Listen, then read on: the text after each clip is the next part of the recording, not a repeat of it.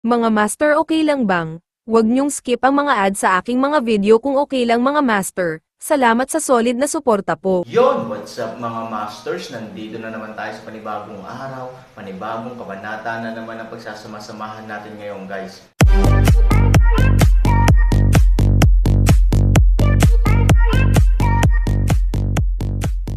Bali mga masters, kung bago ka pa lang po sa aking YouTube channel, please click the subscribe button, lalong-lalo na po yung notification bell guys, para maging connected pa rin tayo sa isa't isa at maging updated kayo sa mga susunod ko pang video. Bali mga masters, bago natin umpisahan ng kwento ay mag-shoutout po muna tayo para sa mga solid nating tagapakinig. Shoutout kay One Piece PH at shoutout kay Ariel Madla. Yun na nga mga masters, no? Bali hindi na ito patagalin. In 3, 2, 1, let's go! Sa timog, walang reserbang hukbo na nakahiga sa pananambang. Malamig na ngumiti si Peigo. Natigilan si Mingyu, walang ambush sa timog. Tapos si Lord Zhu sa likod nila. Naisip mo na ba na sa likod ni Zhu Chengzhou at ng iba pa, sa katunayan, hindi ito ang nasusupol na hukbo, ngunit ang garrison sa Southgate. Ang pahayag na ito ay walang katotohanan at matapang, ngunit tila ito ay lubos na makatwiran sa maingat na lasa. Sinabi mo na si Han Sanchen ay may mahiwagang sandata sa kanyang kamay, na maaaring maglagay ng mga tao sa ibang mundo. Pagkatapos, palihim niyang hinawakan ang likod ng hukbong timog sa gabi, ibinaba ang mga sundalo, at pagkatapos ay bumalik sa harapan. Hindi ba ito nakikita? Paliwanag ni Peigo. Nang marinig ito, nanlaki ang mga mag-aaral ni Mingyu at hindi siya nagsalita ng matagal. Gayunpaman, kapag pinag-iisipan kong mabuti, tila hindi kalokohan ang mga sinabi ni Peigo. Bukod dito, ito ay malamang na ang katotohanan.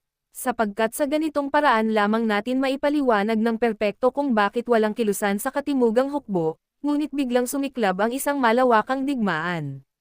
Maiintindihan din kung bakit ang Aaron, isang 10,000 lamang o 20,000 katao, ay naglakas loob na lumabas ng lungsod upang salakayin ang 50,000 tropa.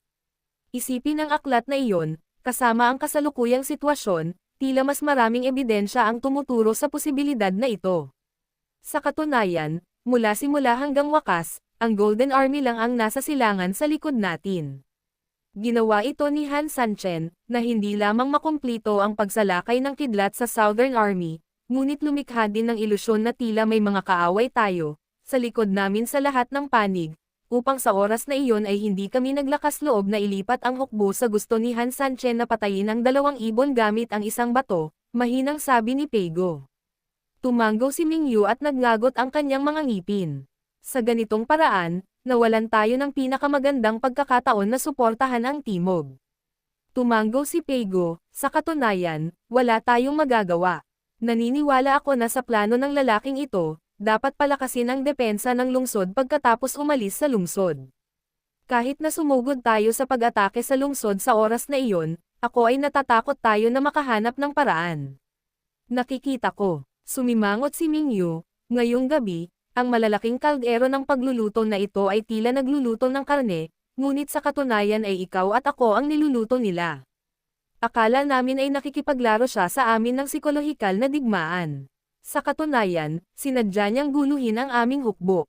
Kung ganoon, kapag pagod na ang ating hukbo, salakayin mo ako ng biglaan. Masyadong maraming trick sa Aaron na ito. Mapait na ngumiti si Peigo, ganoon lang.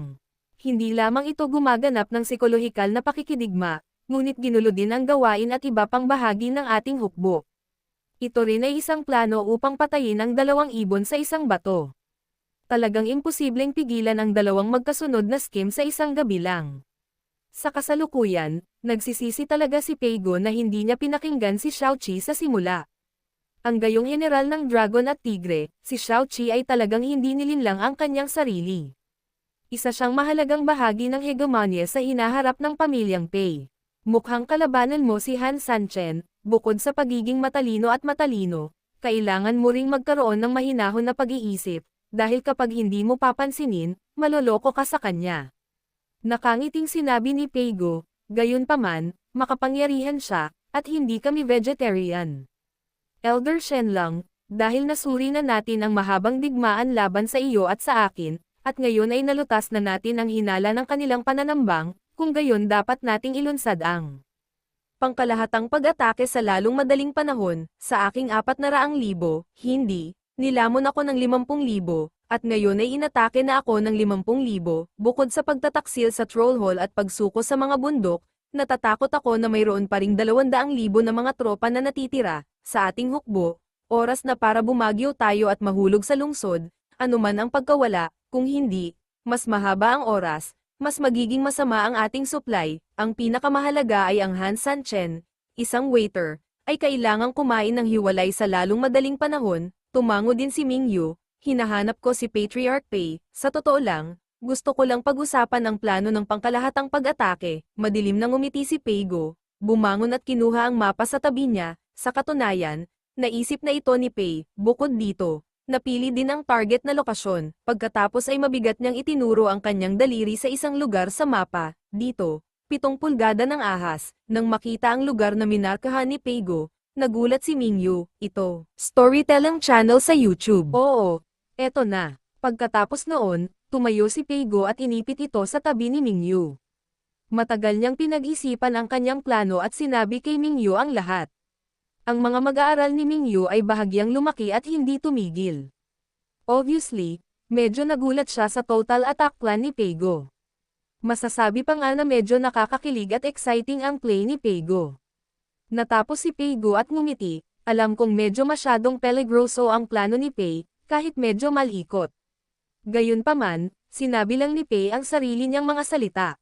Ang commander-in-chief ng operasyong ito ay ang nakatatanda sa iyo, at lahat ng desisyon ay natural na kasama ka. Hindi agad nakasagot si Ming Yu, at patuloy siyang tumitimbang sa kanyang puso.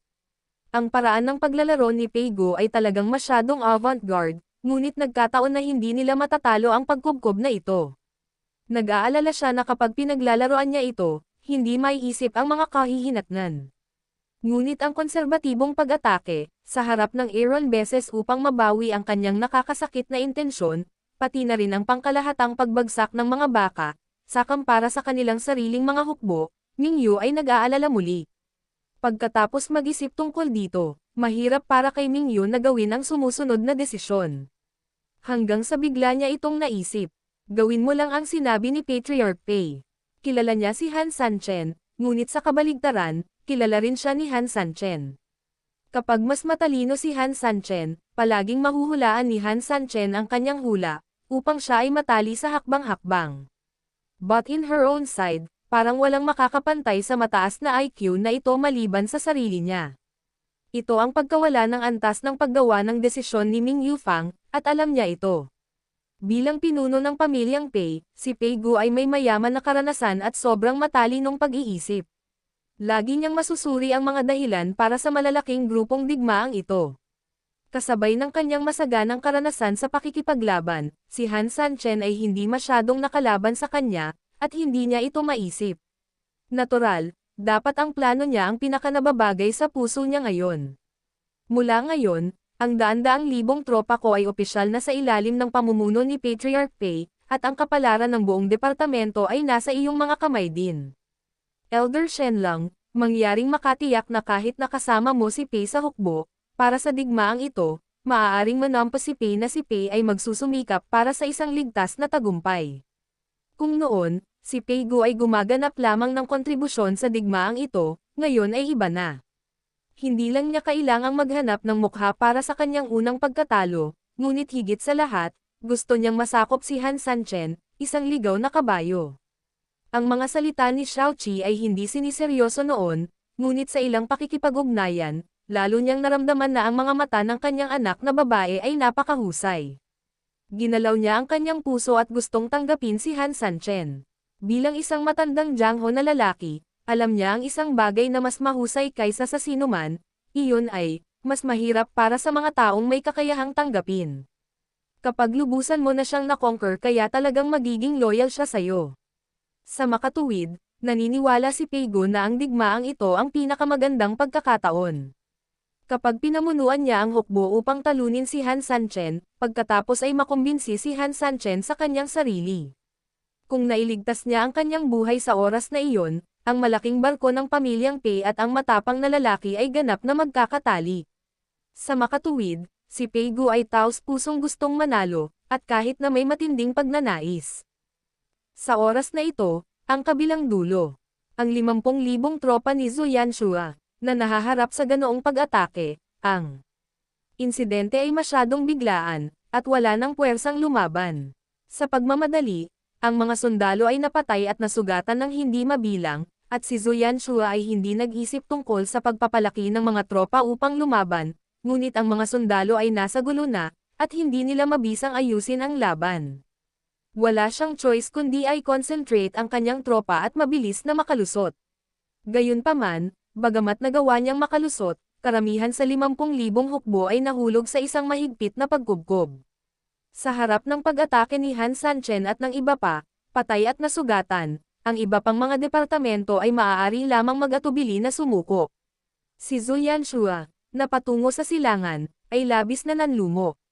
Siya clenched kanyang ngipin sa lahat ng paraan, galit at nanlulumo. Si Han Sanchen, na nanalo sa tagumpay, ay hindi idle. Inilipat niya ang makalangit na aklat sa kanyang kamay, at agad na nawala ang kanyang mga tropa sa lugar na iyon.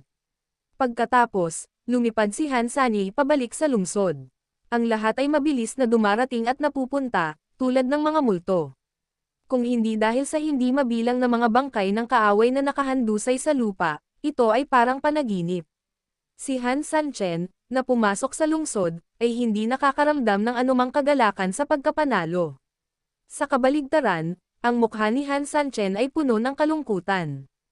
Tawagan kaagad ang mga pinuno ng 4 na tarangkahan upang magtipon sa pangunahing bulwagan ng lungsod at pag-usapan ang mga kagyat na bagay. Utos ni Han Sanchen sa malamig na boses at nagmamadaling tinungo ang pangunahing bulwagan ng lungsod. Makalipas ang ilang minuto, dumating ang lahat ng 4 na commander sa pangunahing bulwagan ng lungsod. Sa templo, si Han Sanchen ay nakasimangot at nakakunot ang noo, na parang nag-aalala sa isang bagay. Nang makita ito, ang 4 na commander ay hindi nang ahas na mangistorbo pa, at lahat sila ay tahimik na naghihintay. Makalipas ang ilang minuto, itinaas ni Han Sanchen ang kanyang ulo at nakitang dumating na ang 4 na commander. Bigla niyang sabi, "Nandito ba kayong lahat? Medyo pasensya na po, at medyo na-absorb ako sa pag-iisip ng mga bagay-bagay. Hindi ako naghintay ng matagal." Bulong ni Mananfeng, leader ng alyansa, "Nanalo ka lang sa Southgate. Bakit ang lungkot-lungkot mo pa rin ngayon?" "Oo, ang huling general ay nasa itaas ng tarangkahan, ngunit nakita niya ang Southern Army na nawasak ng ating hukbo sa isang iglap. Ang iyong labanan ay parang isang Diyos na dumarating sa lupa. Bakit kaya mo na ngayon?"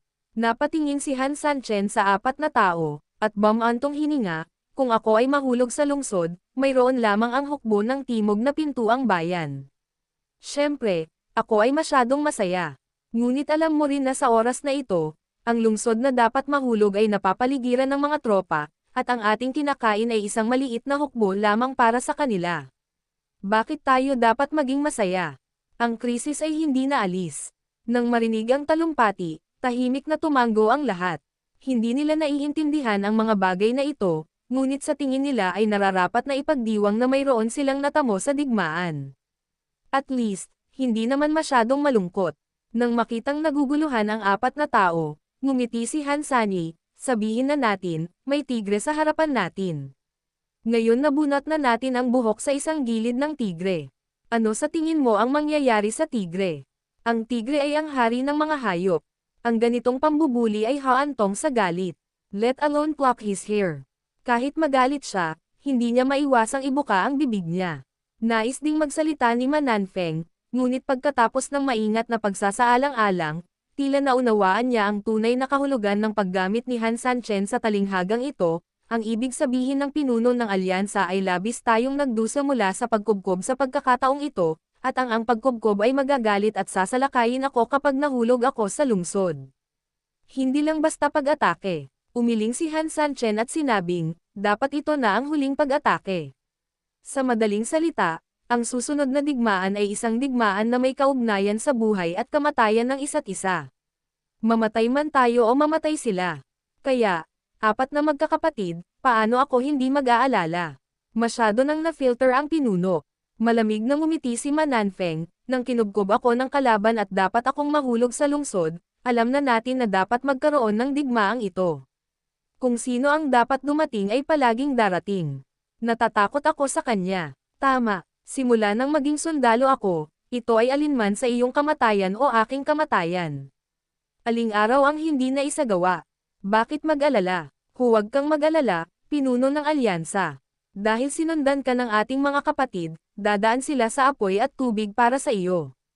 Tumingin si Han Sanchen sa 4 na tao ng may kasiyahan at tumango. Nagpapasalamat si Han Sanchen na nasasabi ninyo ang mga ganoong salita para sa akin. Gayunpaman, si Han Mo ay katulad ninyo, na tinatrato kayo bilang magkapatid, kaya mas nalulungkot ako. Kung gayon, kayong lahat ay mga sundalo ko lang. Okay lang na mamatay sa larangan ng digmaan. Upang sabihin ang isang malupit ngunit makatwirang salita, ang larangan ng digmaan ay kung saan kayong mga sundalo. Gayunpaman, kayo ay aking mga kapatid. Paano ko kayo mapapanood na bumagsak sa harapan, sa akin? Medyo nalungkot si Han Sanchen nang sabihin niya ito. Hindi siya kumikilos, ngunit ang katotohanan. Sa madaling salita, si Han Sanchen ay halos isang tagapagtanggol ng guya. Matapos maging sariling tao, nagsimulang malungkot si Han Sanchen. Ang mga puso ng mga tao ay mainit at tahimik, ngunit ang determinasyon sa kanilang mga mata ay naipaliwanag na ang kanilang determinasyon. Iniisip ko lang kung anong klaseng counterattack ang gagawin nila. Aaron, kung sasalakayin ang lungsod sa lahat ng panig, sa isang konbensyonal na paraan, o sasalakayin ang pinto sa isang tabi ko na may mapanganib na mga galaw. Hindi ko naisip ito ng malinaw. Kung si Mingyu, ligtas na gawin ito, ngunit sino ang makakaasa kung anong pagpipilian ang gagawin niya sa pagmamadali? Ang kuneho ay balisa at kumagat, hindi banggitin ang kanyang Mingyo. Bukod dito, may isa pang variable sa gitna, iyon ay Peigo. Ang pamilyang Pei ay maaaring mangibabaw sa angkan ng demonyo. Kahit na walang kakayahan si Peigo, dapat ay mayroon siyang mga taong may kakayahan sa ilalim niya. Natural, may mga pakulo din. May baliw akong ideya. Tumingin si Han Sanchen sa 4 na general, masasabing lahat ay inilalagay ang kanilang mga ulo sa bakal na alambre, kaya espesyal silang pumunta sa iyo para sa talakayan. Yun na nga mga masters, no? Bali panibagong kabanata na naman yung natapos natin ngayong gabi. Muli, maraming salamat po talaga sa walang sawang suporta po sa aking YouTube channel na talagang inaabangan nyo po ang bawat upload ko po. Bali mga masters, magkita-kita ulit po tayo bukas ng gabi at ngayon po ay magpapaalam po muna tayo. Bali mga masters, bye-bye!